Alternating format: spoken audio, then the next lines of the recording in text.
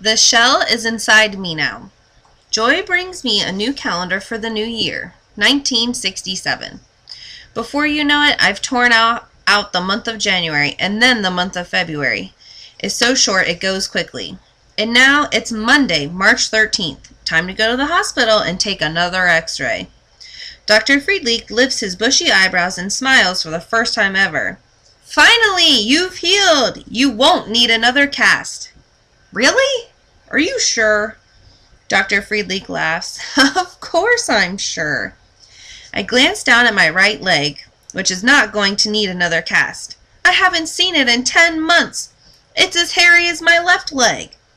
The nurse is going to help you, Dr. Friedlich says. You'll stand on your good leg.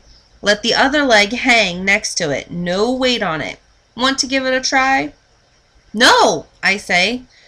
Ruthie, you're going to have to start getting over your fear, the nurse says. She tugs at my left arm and hooks it around her right arm. Now pull yourself to the edge of the bed and swing your left leg around. I inch forward slowly. I'm a turtle without a visible shell. But the shell is inside me now, and it's grown hard and crusty. I can't get up. I can't. Can't. Dr. Friedlich sighs. Well, Ruthie, you've made it this far. Now you'll have to learn to walk all over again, like a baby. But I don't remember how to walk. Ruthie, have faith. It will come back to you, Dr. Friedlich pats me on the head, as he used to do. He writes some words down on my chart. We'll give you crutches and send a nurse to your home who will teach you how to use them. What if I don't want to get out of bed? You can be an invalid for the rest of your life. Is that what you want, child? He looks at me intently, waiting for me to answer. Well, I don't know. A little stage fright is normal, but after that, it's up to you, child. Dr. Friedlich turns and walks out, the nurse following after him. Then Bobby and Clay appear, taking big, happy strides, as if everything were suddenly perfect. Bobby says, You see, kid, it took a while, but you made it. Clay says, We knew you could do it, darling. You're my hero. I don't know why Bobby and Clay are congratulating me. I haven't done anything. I've just been lying in bed waiting for my leg to heal, and now I don't know if I'll ever be able to get out of bed. Even without the cast, Bobby and Clay still have to carry me in the stretcher. Things don't feel that different from before. Clay winks at me. What do you say? We'll turn the siren on at full blast. Might be the last time we can get away with it, Bobby adds, laughing. Sure, I reply. But I'm feeling sick to my stomach as we go roller coasting back to Queens. This time, I'm the one clenching Mommy's hand in the back of the ambulance. Aunt Sylvia is waiting at the curb. She asks Mommy, Yeah? Mommy replies cheerfully, Ahora sí! Finally, yes. There's a look of relief on both their faces. Aunt Sylvia asks, How long before she can walk again? Mommy says, We don't know. She's got to learn again, and she's very afraid. Aunt Sylvia nods, And you'll have to be patient again. Mommy sighs, Ya lo sé, ya lo sé. I know. I listen to everything they say about me, but pretend not to hear. Then Bobby and Clay bring me upstairs to my bed, as always. Goodbye, kid, Bobby says. Get strong and don't look back.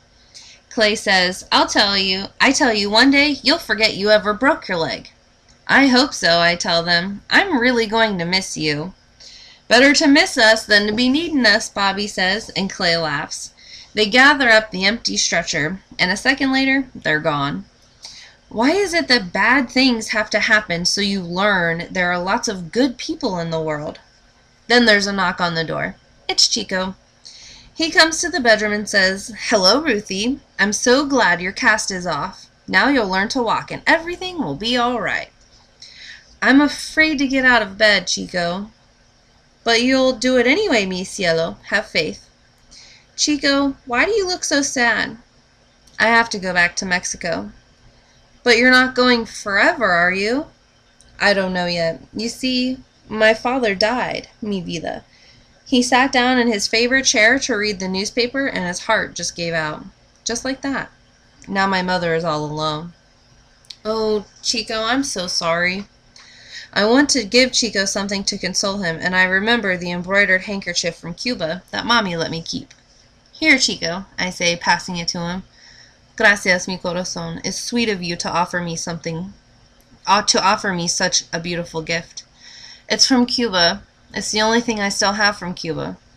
Oh, no, mi cielo. Keep it then. I am grateful for your kind thought. I want you to have it. Please? Well, if you are sure. I'm sure, Chico. Gracias. I know I will need it. He holds up a corner of the handkerchief to his face and dries the tears that have formed in his eyes. This is only the beginning, mi cielo. I know I will shed many tears when I get to Mexico. It's terrible I lost my father, but even more terrible that I didn't get to say goodbye. I left and came to America and didn't make peace with him. Now I don't know if my home is in Mexico or here. Chico, didn't you say you love New York? Si, I do, but there's so much to think about, mija. I won't know anything until I'm back in Mexico. It's the land of my ancestors. I need to set my feet down on that soil and see how I feel. I have missed my mother's warm tortillas and many more things than I can name. But you left Mexico to breathe free. Don't you breathe free here? I am grateful for that freedom, but my roots are calling to me now. Promise me you'll come back, Chico? I will try, mija, but I want you to keep getting better. Will you promise me you'll get out of bed and try to walk? Okay, Chico, I'll try. But after he leaves, I fall back down into my bed and stare at the ceiling. I don't think I'm going to budge until he returns.